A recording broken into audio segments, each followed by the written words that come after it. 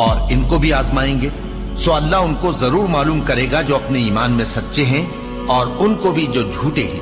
کیا وہ لوگ جو برے کام کرتے ہیں یہ سمجھے ہوئے ہیں کہ یہ ہمارے قابو سے نکل جائیں گے؟ جو فیصلہ یہ کرتے ہیں برا ہے۔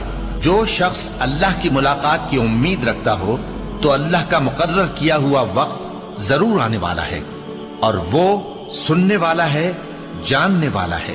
اور ہم کسی قدر خوف اور بھوک اور مال اور جانوں اور میووں کے نقصان سے تمہاری آزمائش کریں گے، اور صبر کرنے والوں کو بشارت سنا دو کہ ان لوگوں پر جب کوئی مصیبت واقع ہوتی ہے تو کہتے ہیں کہ ہم اللہ ہی کا مال ہیں اور اسی کی طرف لوٹ کر جانے والے ہیں۔